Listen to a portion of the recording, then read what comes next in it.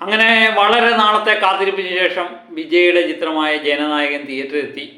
ആദ്യ ഷോ തന്നെ പോയി കണ്ടു. എച്ച് വിനോദ് സംവിധാനം ചെയ്ത ചിത്രവുമായിട്ട് ബന്ധപ്പെട്ട് എനിക്കും അമിത പ്രതീക്ഷയൊന്നും ഇല്ലായിരുന്നു. പുതുമയുള്ള കഥ കാണാൻ പറ്റുമെന്നൊക്കെയുള്ള പ്രതീക്ഷകളൊന്നും നമുക്കില്ലായിരുന്നു.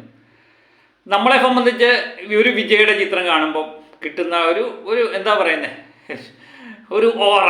വിജയ് എന്ന് പറയുന്ന ഒരു നായകനെ കാണുമ്പം, പ്രത്യേകിച്ച് വിജയുടെ ലാസ്റ്റ് ചിത്രം, വിജയ് എന്ന് പറയുന്ന നായകൻ തിരശ്ശീലയിൽ വരുമ്പം വില്ലന്മാരെയൊക്കെ ഇടിച്ച് കളയുന്ന നായകൻ, അതുപോലെ ഡാൻസിനും പാട്ടിനും ഒക്കെ നന്നായി കൈകാര്യം ചെയ്യാൻ പറ്റുന്ന ഒരു മസാല നായകനായിട്ടാണ് വിജയ് കാണുന്നത്. വിജയുടെ ഒരു പ്രത്യേക ഒരു ഓറയുണ്ട്. വിജയ് എന്ത് ചെയ്താലും എനിക്ക് തോന്നുന്നു കഴിഞ്ഞ ചിത്രത്തെ പോലെ തന്നെ ആയിരിക്കും അടുത്ത ചിത്രവും. ചിത്രത്തിന് വലിയ പുതുമയൊന്നും കാണില്ല, പക്ഷേ വിജയ് എന്ത് ചെയ്താലും നമ്മൾ കണ്ടിരുന്ന് പോകും. ഇടയ്ക്കിടയ്ക്ക് നമുക്ക് കൈയടിക്കാൻ തോന്നും. അതാണ് വിജയ് എന്ന് പറയുന്ന നായകനെ പറ്റിയുള്ള നമ്മുടെ മനസ്സിലുള്ള ഒരിത്. വിജയ് എന്ന് പറയുന്ന നായകൻ അത് തന്നെയാണ്. ജനങ്ങളെ കയ്യിലെടുക്കാൻ അദ്ദേഹത്തിന് കഴിയും. അത് കഥയിലൊന്നും പുതുമയൊന്നും വേണമെന്നില്ല. നമ്മൾ പറഞ്ഞ പോലെ തന്നെ വലിയ കഥയിൽ പുതുമയില്ലാത്ത ഒരു കഥ പറഞ്ഞു പോയിരിക്കുന്നു. അല്പം രാഷ്ട്രീയമൊക്കെ ചേർത്ത ഒരു കഥയാണ്. ഇതെന്തിന് സെൻസർ ബോർഡ് തടഞ്ഞു വെച്ചതെന്നൊന്നും എനിക്കറിയില്ല. ഇനി വല്ല കട്ട് ചെയ്ത് കളഞ്ഞോന്നൊന്നും അറിയില്ല. എന്നാലും വലിയ വിവാദം ഉണ്ടാക്കുന്ന കാര്യങ്ങളൊന്നും ഇതിനകത്ത് പറയുന്നില്ല. ഭഗവത് കേസരി എന്ന് പറയുന്ന ബാലകൃഷ്ണയുടെ ചിത്രത്തിൻ്റെ റീമേക്ക് പോലെ തോന്നുന്നു എന്ന് പലരും തിയേറ്ററിൽ നിന്ന് പറയുന്നത് കേട്ടു. ഞാൻ ഈ ബാലകൃഷ്ണയുടെ ചിത്രം കണ്ടില്ല, അതുകൊണ്ട് എനിക്ക് അതിനെപ്പറ്റി അറിയില്ല. ആദ്യ പകുതി പൊതുവെ കണ്ടിരിക്കാൻ പറ്റുന്ന ചിത്രം തന്നെയാണ്. ഞാൻ എപ്പോഴും പറയുന്നത് പോലെ വിജയുടെ ചിത്രങ്ങൾക്കുള്ള ഒരു മസാലക്കൂട്ടുണ്ട്. അത് കൃത്യമായിട്ട് ഇതിനകത്തും വന്നിട്ടുണ്ട്. ഡാൻസും പാട്ടും എന്നൊക്കെ പറഞ്ഞാൽ ഒരു രക്ഷയില്ലാത്ത വിജയ് ഡാൻസ് എന്ന് പറഞ്ഞാൽ നമുക്ക് തുള്ളാൻ തോന്നും. ആ രീതിയിലുള്ള ഡാൻസും അതിനനുസരിച്ചുള്ള പാട്ടും ഒക്കെ ഇത് കൃത്യമായിട്ട് വന്നിട്ടുണ്ട്. അതുപോലെ അദ്ദേഹത്തിൻ്റെ ആക്ഷൻ രംഗങ്ങൾ, ഇതൊക്കെ നമുക്ക് കൃത്യമായിട്ട് അറിയാം. ഈ വിജയ് എന്ന് പറയുന്ന നായകനെ കാണാൻ വേണ്ടിയാണ് തിയേറ്ററിൽ നമ്മൾ പോകുന്നത്. അതിനകത്ത് വന്നേക്കുന്ന കഥാപാത്രങ്ങളെല്ലാം തന്നെ മികച്ച ഒത്തിരി കഥാപാത്രങ്ങളുണ്ട്. ബോബി ഡിയോളിൻ്റെ വില്ലൻ കഥാപാത്രം, പക്ഷെ അതൊരു അനാവശ്യമായൊരു വില്ലനാണെന്ന് തോന്നി. കാരണം അത്രമേൽ മികച്ച നിൽക്കുന്ന വില്ലനൊന്നുമല്ല. പക്ഷേ പ്രകാശ് രാജ് കലക്കി. അതുപോലെ മമതാ ബൈജു ഉണ്ടായിരുന്നു, പൂജ ഹെഗ്ഡെ ഉണ്ടായിരുന്നു, പിന്നെന്താ നരേൻ ഉണ്ടായിരുന്നു, പ്രിയാമണി ഉണ്ടായിരുന്നു. അങ്ങനെ ഒട്ടനവധി കഥാപാത്രങ്ങൾ ഇടയ്ക്കിടയ്ക്ക് വന്നുപോയി.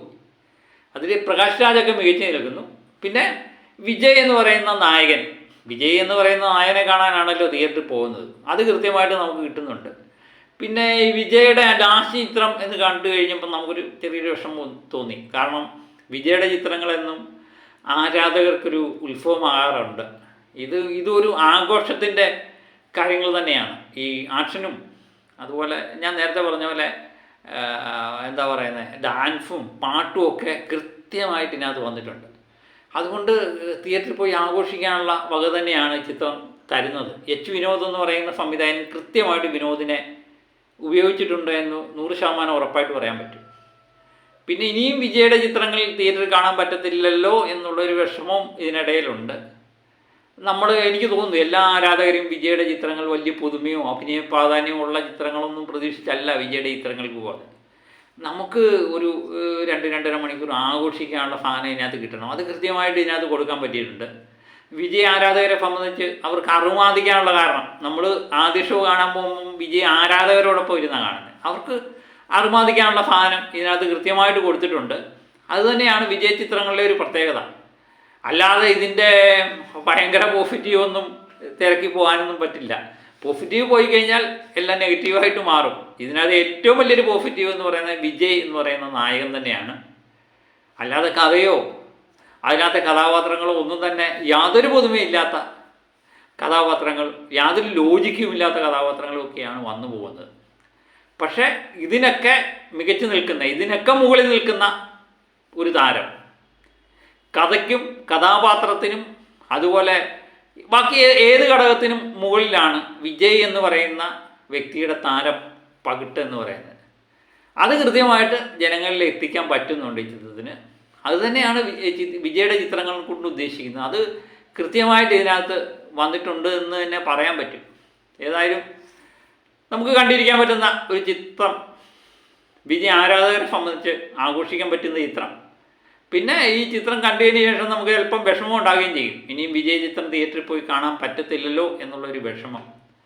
ഒരുപക്ഷെ അദ്ദേഹം വീണ്ടും അഭിനയത്തിലേക്ക് തിരിച്ചു വരുമോ? കാത്തിരുന്ന് കാണാം. ഏതായാലും ഇത് കളക്ഷൻ റെക്കോർഡുകളൊക്കെ തിരുത്തി കുറിക്കും എന്ന് ഏകദേശം ഉറപ്പാണ്. ഏതായാലും കാത്തിരുന്ന് കാണാം. അപ്പോൾ മറ്റൊരു വീഡിയോയുമായിട്ട് വീണ്ടും ഞാൻ എത്താം. അപ്പം വിജയുടെ ചിത്രം കണ്ട് ഇഷ്ടപ്പെട്ടിട്ടുണ്ടോ ഇഷ്ടപ്പെട്ടിട്ടില്ലയോ എന്നൊക്കെ ഉള്ളത് കമൻ്റായിട്ട് എഴുതുക. അപ്പം വീണ്ടും ഞാൻ എത്തും വരെ ഓക്കെ.